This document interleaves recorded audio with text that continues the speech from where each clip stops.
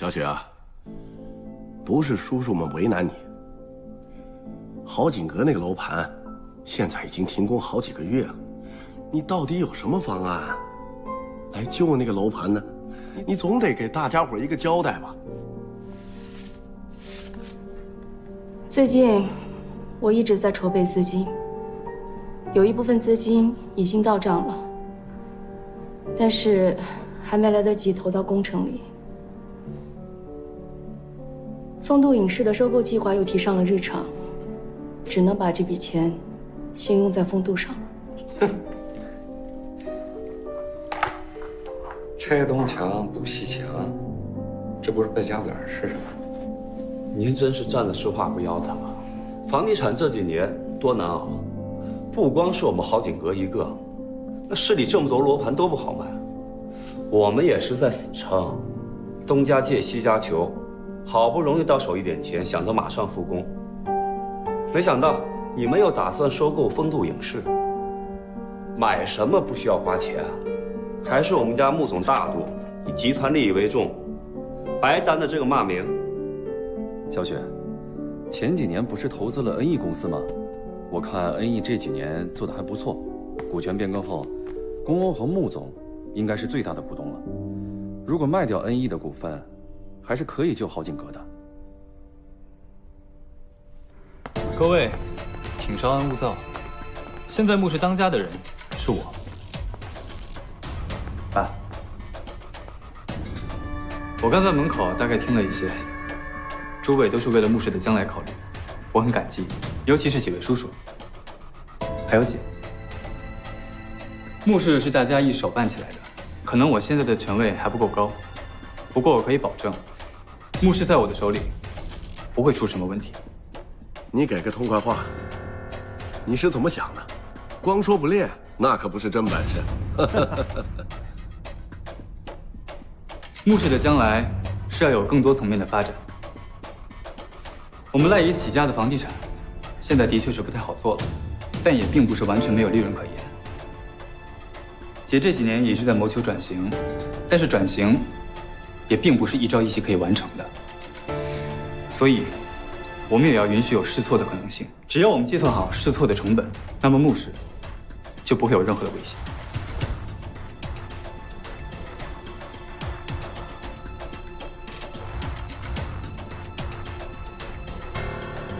也有可能是我新官上任的原因，穆氏管理层上下也还需要更多的磨合。不过我相信，在诸位的帮助下，无论是我还是穆氏，都会有一个更加稳定和更加向上的发展过程。那至于在这个过程中，什么时候引入其他方向的发展，我相信到那个时候自然会更加的明确，并不需要我们今天坐在这里争执。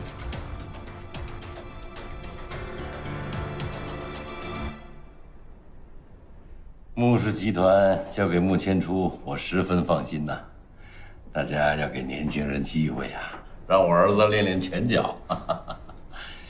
今天已经很晚了，散会了啊！哎呀，老穆啊，虎父无犬子啊！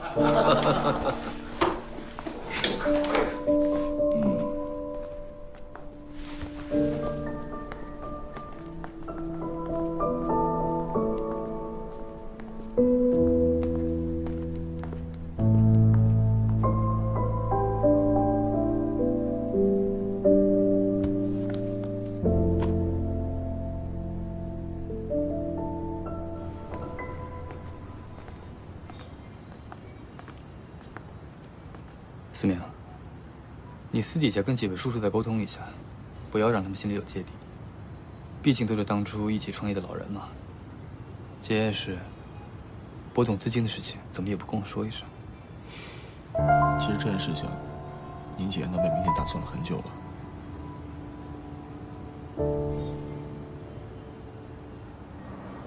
行了，我知道了，你先回去吧。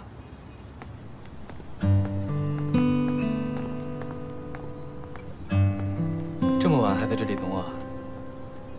我不想你一个人这么晚了还要自己回家。怎么了？公司有事儿啊？还好吧，没什么大事。有没有事儿我才不在意呢。我在意的是你要好好照顾自己。放心吧。走吧，穆总。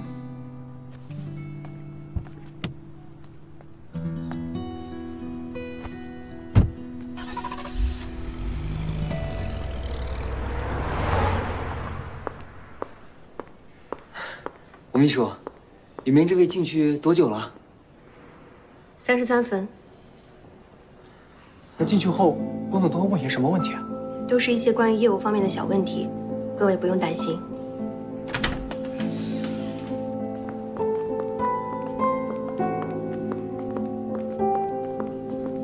2位可以进去了。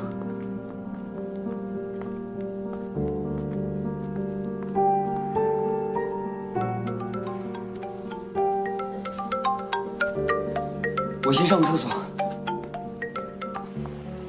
李部长，听说我们的新总裁上任3把火，把大家烧得寸草不生啊。我算是看到这个公公了，他是有本事，但是脾气太大了。手机可料有纰漏，这是很正常的。哪个消费者会没事反复摔自己的手机玩？他就抓住这个不放了，把参与研发的工程师都折腾得快要崩溃了。我走之前不都还好好的吗？这么快就翻脸了？你也做好心理准备吧，咱们这个新总裁可难伺候了，战火就要烧到你的部门了。唉，还以为公公上任我能出来躲一躲，清静清静，看来是不可能了。我们能依靠的无动家动都已经彻底凉了。公欧可不像表面那样是个软包子，他很狡猾的，你要小心。我倒还好，我们部门的王老爷子对他意见好像很大，估计老爷子迟早会爆发。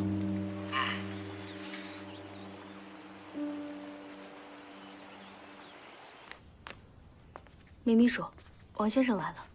王先生，小老板在里面等您。小老板，王先生到了。让他进来。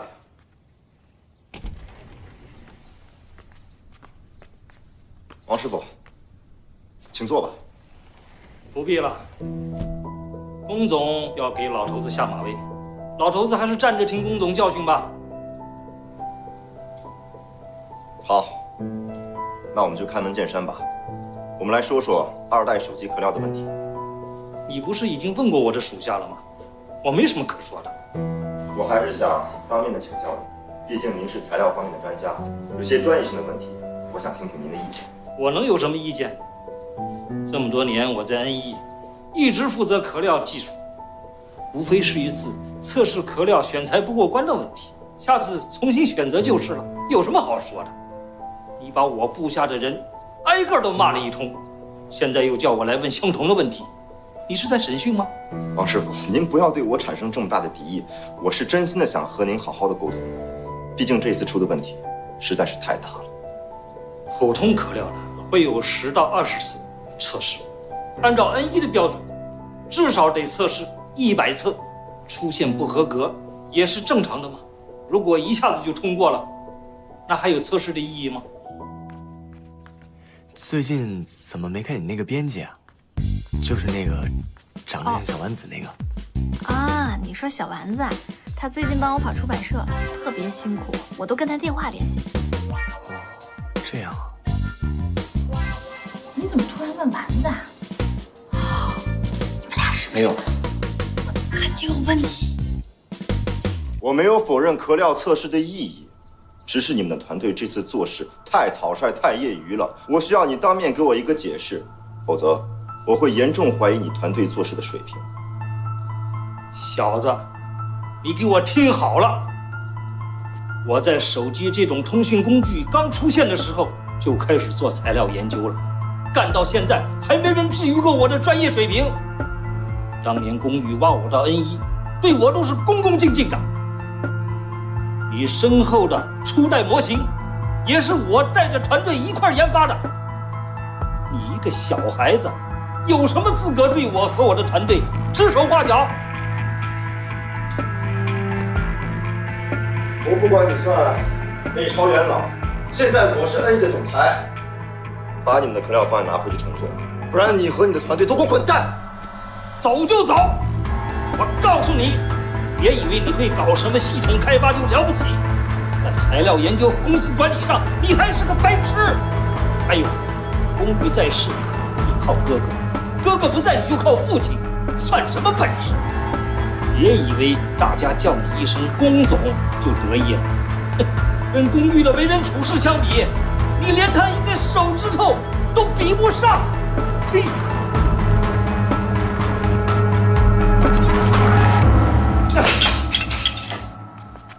王先生，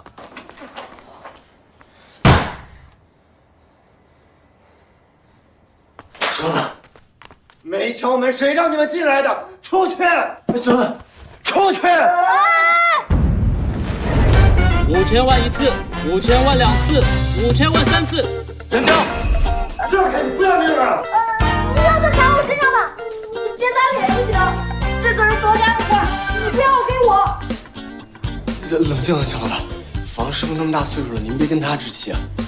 您要不先放下他吧？你放下吧，放下吧。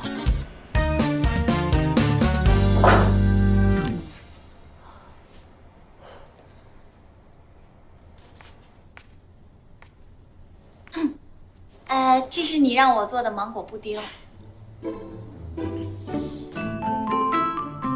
那个清热解火，还甜，而且我做了3天才做好的。啊，就是口感短短的。那我给你放这儿了，关注健康，小姐。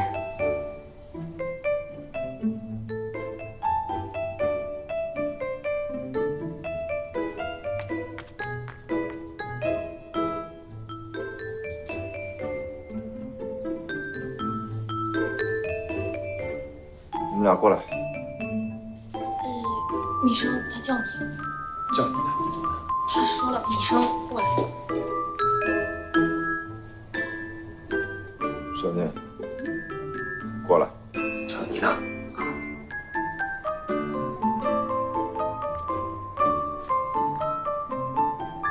你们看看，没勺子我怎么吃啊？哦，马上有。马上，消气，小老板。哦，还好我们溜得快。哎，他怎么火气这么大呀？我们公司最近在测试2代手机壳的材料，手机马上发售了，订单都出去了，结果测试结果非常不理想，小老板很不满意，正挨个追责呢。怪不得他最近神出鬼没的。不光小老板熬，其他人也熬，整个公司都在熬。我听胡小姐说呀，好多员工受不了小老板的铁腕政策，正打算辞职呢。哦，也是啊。如果我是员工，有这么完美主义的偏执狂老板，我也崩溃，不干了。我是担心啊，小老板现在把这些技术骨干惹毛了，以后再想找人干活就没那么容易了。也是啊。你知道现在业界都怎么形容我们小老板吗？我知道，变态、冷酷、无情、脾气不好、凶巴巴。偏执，哪有那么夸张？我自己加的。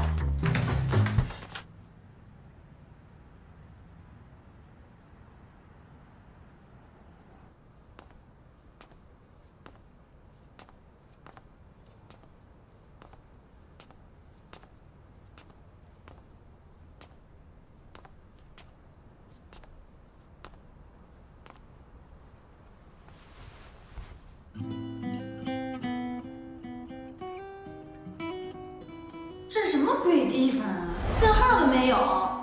不是，怎么他这手机都长得这么奇怪？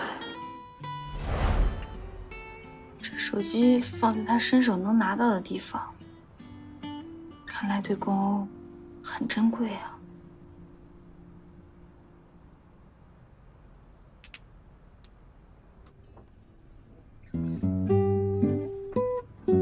公司的内部情况我也不是很了解，但现在是敏感时期，你得小心点。没事的，我会打探清楚情况的。要不还是算了吧。OK 的 ，OK。我真的不知道彩虹真的好想吃，但是我要减肥。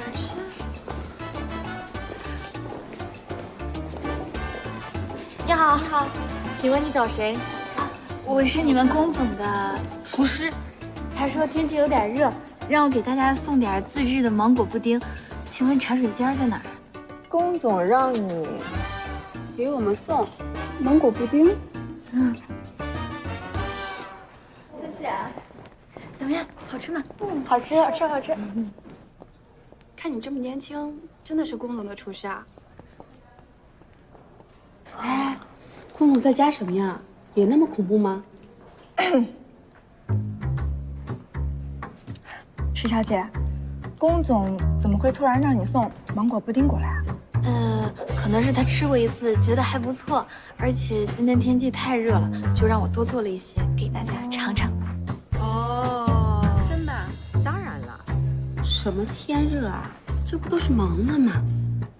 你看这熬夜熬的，哎，如果只是工作量大也就算了，龚总现在动不动的就发脾气，真的好恐怖啊！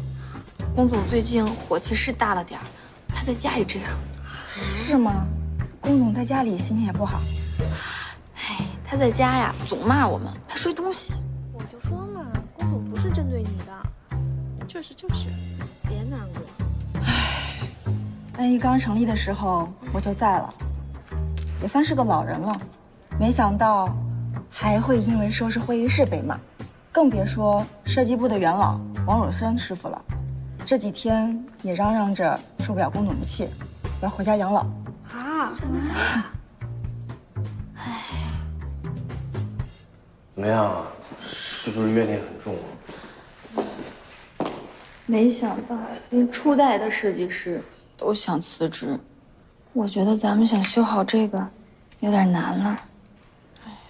哎呀，这回小老板又要熬夜找人事部谈话，又有东西要碎一地了。所以不知道他们还能不能帮咱修了，去试试吧。但是石小姐，你可千万得小心，最近小老板这心情差到爆表了，千万不要越修越糟，不然咱俩都完蛋。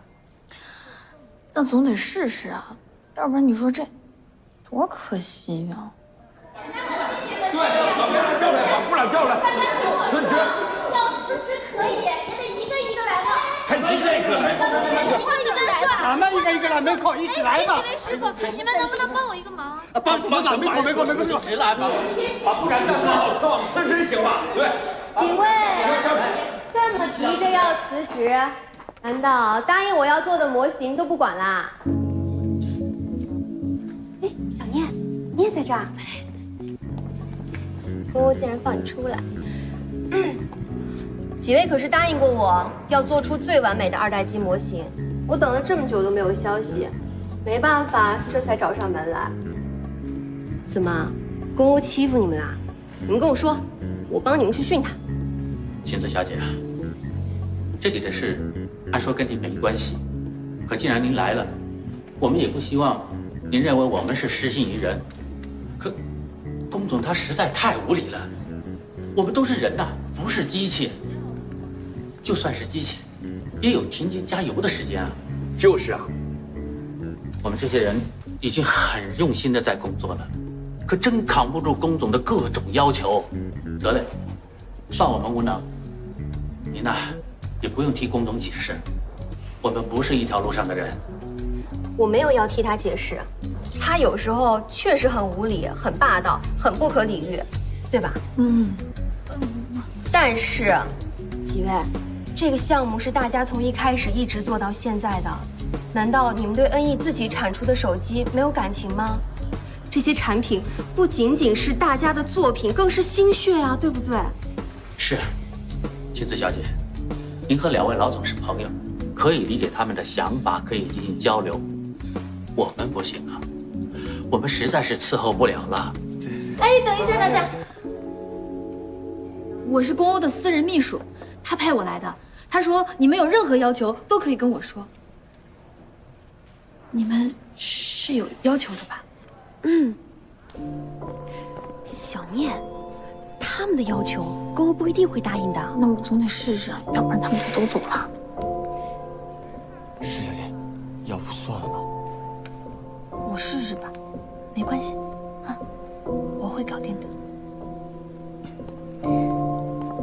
几位可不可以给我5分钟？就5分钟，我来解释给大家。那边请。各位老师傅们，你们已经在恩义干了这么多年，都对恩义也有感情了，现在为什么要说走就走呢？我们没时间听你说这些。你一个小丫头，真当自己是什么人呐？大不了我现在带大家一起去找龚总辞职。哎，别！对，我们在恩义干了这么多年，还头一次挨上司骂。就算以前龚局在的时候，那对我们也是很客气、很尊敬的嘛。就是。我想，是不是王如森王师傅在见完龚总之后，回来跟大家反映说他是一个不听长辈劝告、乱发脾气、乱摔东西的混账小子？哎，小姑娘，话可不能乱说。晴子姐，我知道他们为什么一提到宫欧就这么生气的原因了。为什么？我真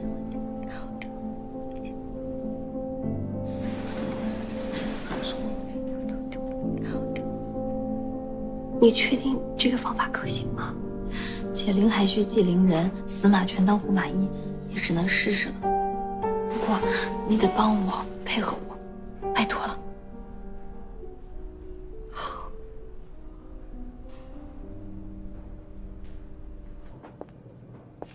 穆总，石迪小姐来了，已经在里面坐着了，我怎么拦都拦不住。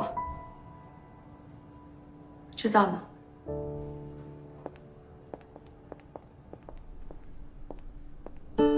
学姐，我等您的那份风度报告可是等了很久呢。想来您是贵人多忘事儿，我也只好又上门亲自跟你要一次了。那我要是不给呢？前几天的那次会，想必学姐也记忆犹新吧？现在目视倚仗的还不是千初？我跟千初呢，也是为了姐姐好，想帮姐姐分担一下。姐姐要是不领情的话，只能要叔叔亲自来跟你要了。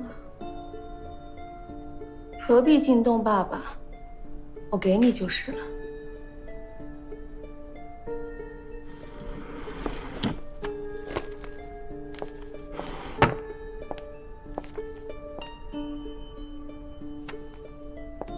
不打开看看吗？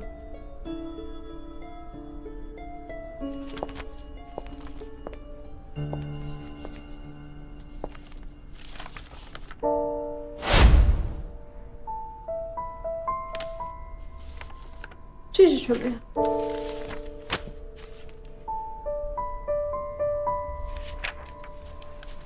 千初没动手术的时候，我就觉得你可疑。果然，你的底细经不起查。你的姐姐可以吃哑巴亏，可是我就难说了。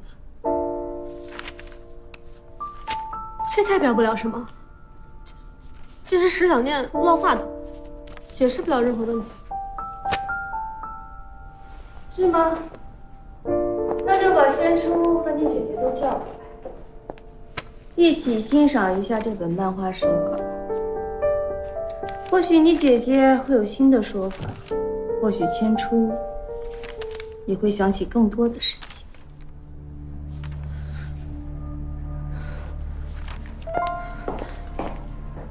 姐，我知道这件事情我做错了，但是我爱千初，我对千初的爱不比石小念少。你要怎样才能不告诉千初？想要瞒住千初倒是不难，只要你表现好，一切都好说。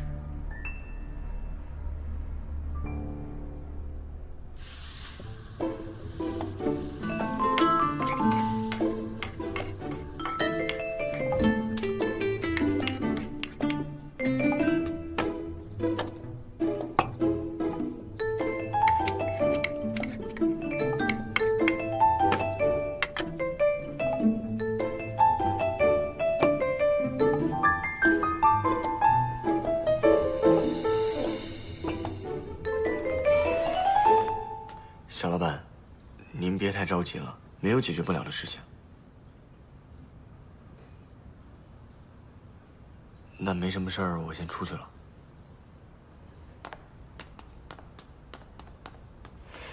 小老板，爆炸了！王老师傅说要把整个设计团队带走，气得爆炸了。没事没事，我可以。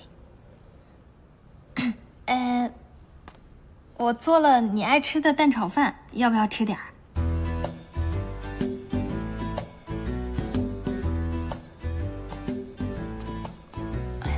我刚做好的，还热乎呢。你一天都没出书房了。那你多少吃点吧。我有说不要吃吗？可是你不能一天不吃饭呀，我是为了你好，你还是多少吃点吧。如果不够的话，我再给你做。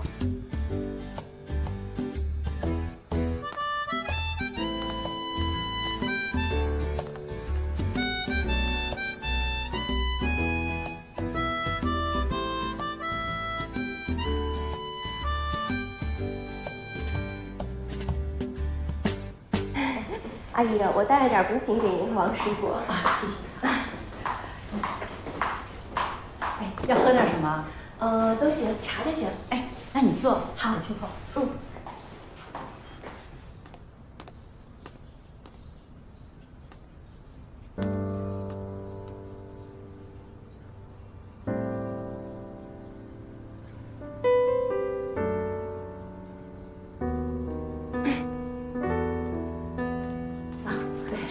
谢谢，阿姨。听说最近王师傅身体不太好，我们公司总裁呢特别担心他，因为呢王师傅是我们恩义的技术总监，所以我们大家都特别关心他的健康。这次呢，我们总裁也是特地派我来看他的。他呢实际没什么大毛病，他就是心病。你说他上了年纪吧，脾气还大，他自己气自己。姑娘，你千万别搭理他。阿姨，您应该也知道。王师傅呢，在我们公司算是前辈，那我们公欧总裁他处事方式还有他的脾气就那样，大家也都习惯了。我们大家也都知道，王老先生呢，因为这个受了不少的委屈。但是其实您想，我们恩义能有这么好的口碑，不就也是因为我们公欧他的这个吹毛求疵的这个毛病吗？可不是嘛，我看呢，那就是老王不对。其实说起来啊。公欧他本来可以不用来出任这个总裁的，他爸爸呢本来是希望他去英国发展的，但是他又舍不得他跟哥哥一起辛辛苦苦打拼下来的江山，尤其是舍不得这些跟他曾经一起创业的伙伴们。他如果扔下大家就出国了，那公司这么多员工都得重新找工作，很多人都有家有儿女的，所以呢，他也是担了特别大的压力才出任这个总裁的。阿姨，您可能不知道，我们恩义的前总裁龚玉是我们公欧的哥哥。那龚玉呢，在我们恩义上上下下人的心目当中，就是一个特别有担当、特别有爱心的人。我们大家也都特别感恩他的照顾。但是，他现在不在了。那能不能就希望老先生就当帮龚玉一个忙，也帮帮龚欧，照顾他一下？其实。你看，我知道老先生他为什么生气，他不就是觉得龚欧对他态度不好，而且对大家都太严格了吗？但其实这也是一个优点呀，这说明龚欧这个人他对人对事都很认真负责，从来不会弄虚作假。那我们大家跟着他也都很值得，很放心，对不对？我这次来之前，龚欧也跟我说。如果老先生还是生他的气的话，他就准备亲自来负荆请罪，直到老先生气消了为止。那，阿姨，我今天就不打扰您了，公司还有事儿，我先走了，改天再来看你和王师傅。我感冒好了，明天就可以回去上班。你告诉龚欧。我不跟他毛头小子计较。王师傅，什么都别说了。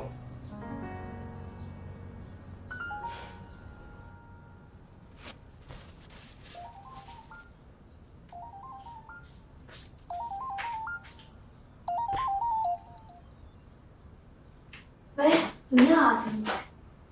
按照你的计划，我已经顺利搞定了王老师傅。这么厉害？你那边呢？进展怎么样？我这边不太顺利，公欧它就是一头倔驴，我顺着驴也不行，逆着驴也不行，这急死我了，怎么办呀？小念啊，也就你敢把高高在上的公欧比作毛驴。不过呢，我有个小建议，你要是想让毛驴顺着你的心意，可以试试在他的面前放一个拴了绳子的胡萝卜。胡萝卜？什么意思啊？自己好好想想吧。我很看好你啊，石小念，你对付公欧绝对没问题。啊，那好吧，拜拜。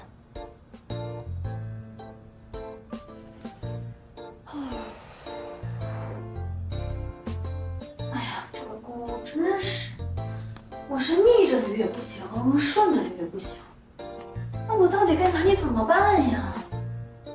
就是我命里的大魔头。我上辈子是不是不小心入侵了银河系，这辈子才遇见了你呀？哎，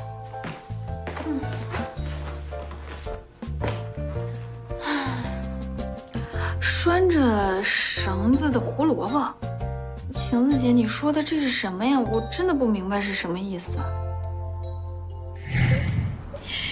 太像了。石小念，你发微信让我下楼，什么事啊？我给你看个东西，像不像你？石小念，拿过来！你好，你是大熊猫，要教训你是熬夜神，熊猫侠，熬夜神。你给我站住！石小念，你给我站住！别过来！你别过来，我就站在那儿。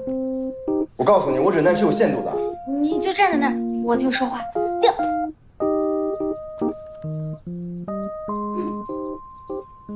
我想说，公，我知道你想证明自己，想把恩义打造好，可是你总是用发脾气的方式解决问题，那样问题只会越来越严重。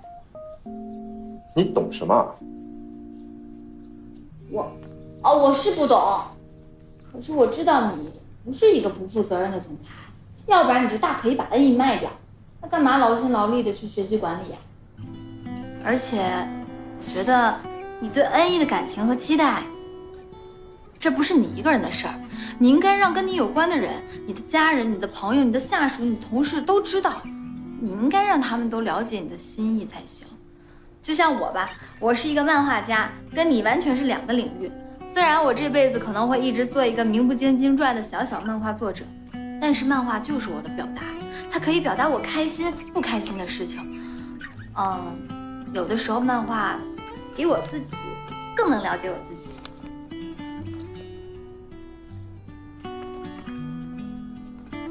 你到底想说什么？你是不是蠢呢？被我传染了？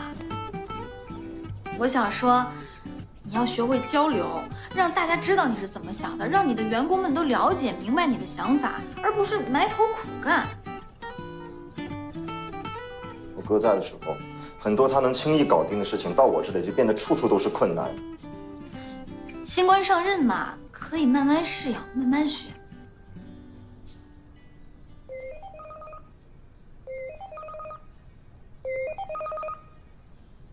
什么事？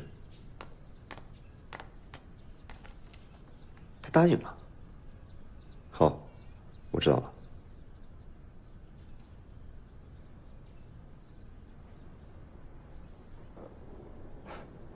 刚刚王尔森答应回来工作了。这不是你的鬼主意吧，石小念？不然晴子也不会背着我去找别人。哦。石小念，你跟我身边的人联系倒挺多的。还有一个要求，你作为老板，看在你的员工最近工作这么累，加班这么多的情况下，能不能给大家放一个假，就全当你体恤下属了，行吗？我不同意，恩义是我的，我说了算。你这人怎么阴晴不定的？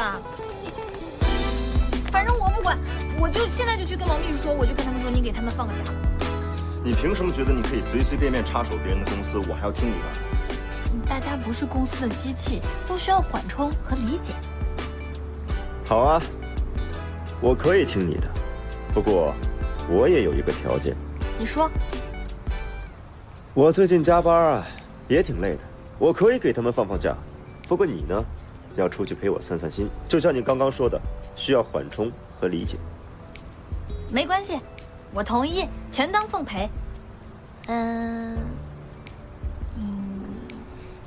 你最近也挺闷的，我们现在就去缓冲和理解。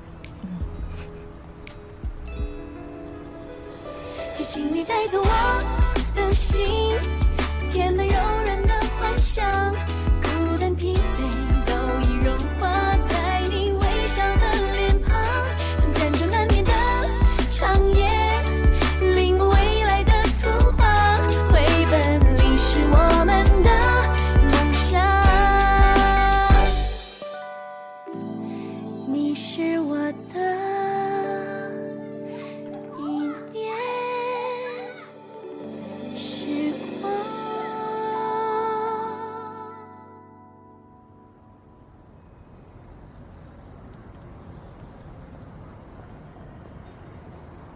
设计岗下个星期就离职了啊，是这样，要不先这样。好，好，哎，你看这个，这个问题倒是没有办法解决。想不到哈，你小姑娘说话还真管用。龚总不但给了假，还给咱们包了机票和酒店，让咱们海外旅游去。看来这龚总和他的关系。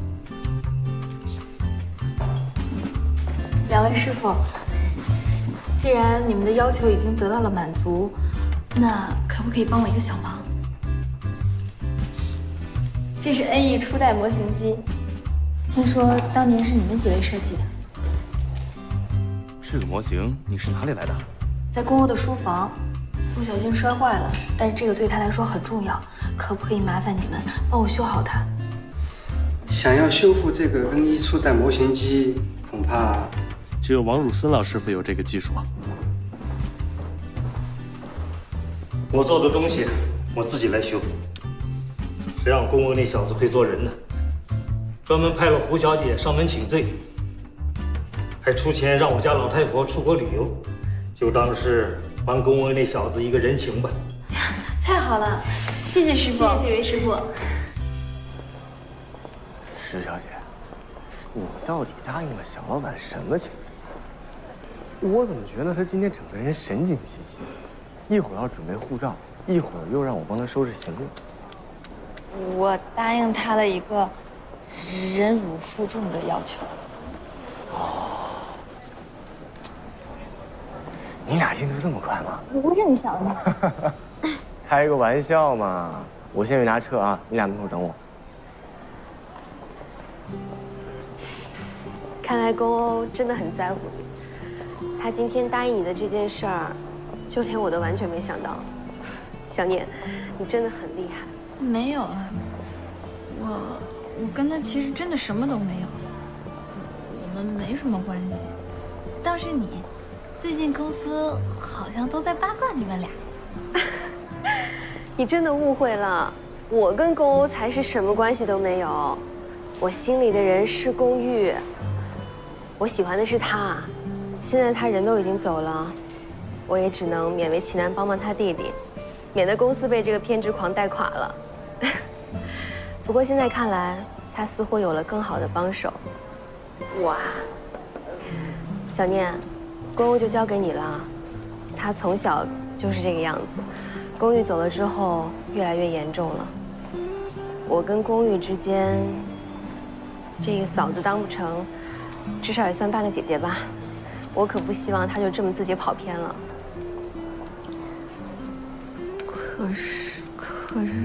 可是我还是……别可是了，走吧。